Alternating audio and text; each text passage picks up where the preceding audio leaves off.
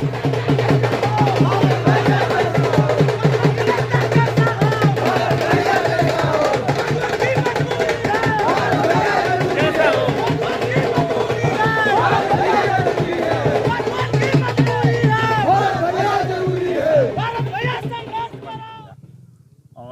1989 से लेकर 13 वर्ष की अवस्था में इस पार्टी की विचारधारा से जुड़ करके हम लोगों ने काम शुरू किया था। 1996 से आज तक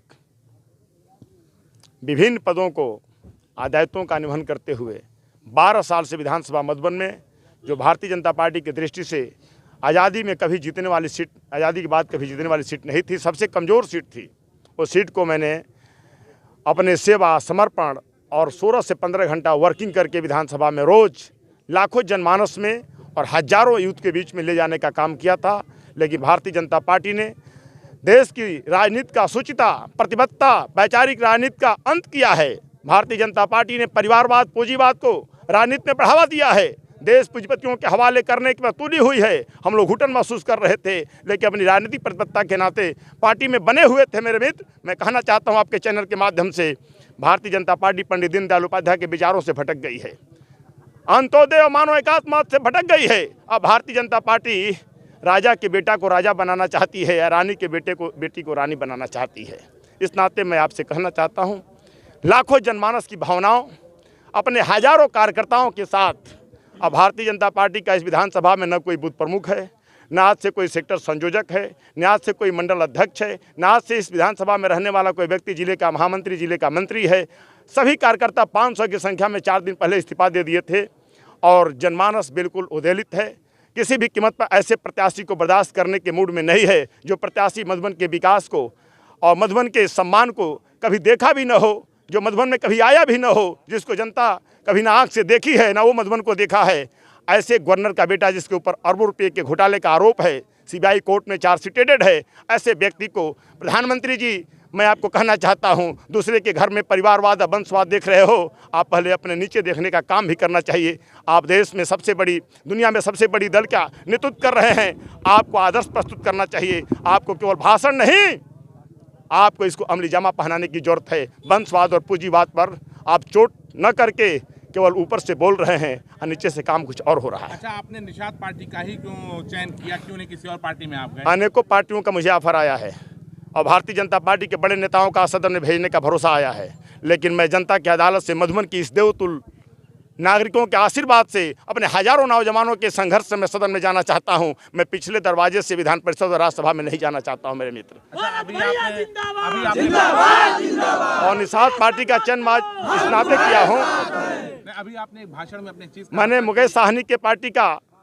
अपने चयन इस नाते किया हूं। मुकेश साहनी उत्तर भारत की राजनीति में दबे, कुचले, शोषित, वंचित और आज़ादी के 70-75 साल बीतने के बाद भी जो समाज आज भी घाघरा और नदियों के किनारे झुग्गी झोपड़ी, घास फूस और प्लास्टिक में जीवनयापन कर रहा है, और समाज के सारे निषाद, मल्लाह, कुम्हार, हजाम, लोहार, नाई, बड़ई, रायभर, निषाद, चौहान, पाल, गडरिया, सारे समाज का और सामान्य वर्ग के लोगों का भी समायोजन करते हुए निषाद, ये जो अपनी पार्टी है वीआईपी पार्टी, उत्तर भारत की राजनीति में एक भविष्य है। बिहार में चुनाव लड़के 4 सीट पर विजय प्राप्त की है और मैं कह सकता हूं कि बिहार सरकार में कैबिनेट मंत्री के रूप में मुकेश साहनी जी हैं और मैं उनके साथ संघर्ष करके वीआईपी पार्टी को बिहार सहित उत्तर प्रदेश की सत्ता के केंद्र पर स्थापित करना चाहता हूं।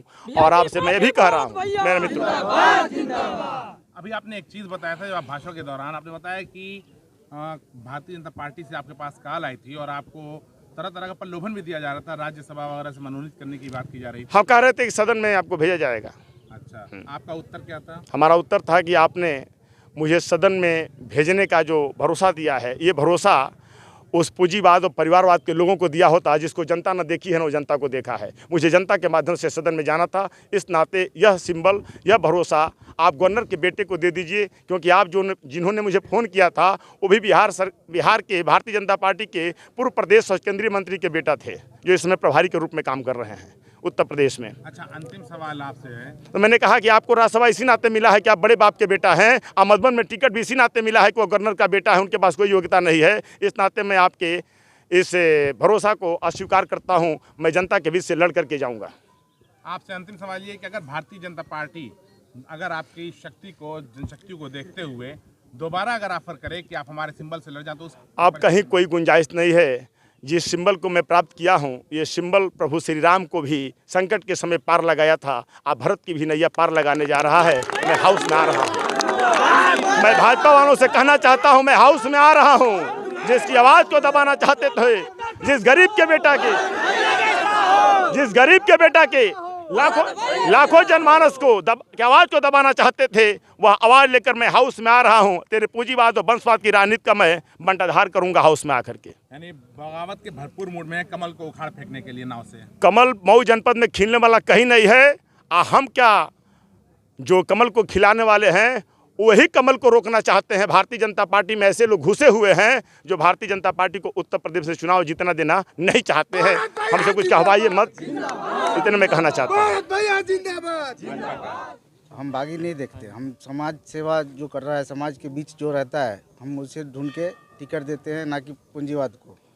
जो इसमें काबिलियत देखे हम लोग, माननीय मंत्री जी हमारे बोले, हम लोग आए, से बात किए और उसे हम पार्टी का सदस्यता ग्रहण कराए और सिंबल दिए कि आप जिस वीआईपी पार्टी से चुनाव लड़ेंगे।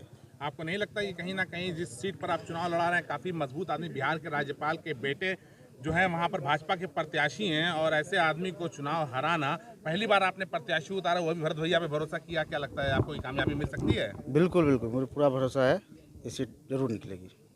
तो भरत भैया को आज आपने सदस्यता ग्रहण करा दिया है? करा दिया। आप अपने सिंबल से चुनाव लड़ा रहे हैं? ना रहे।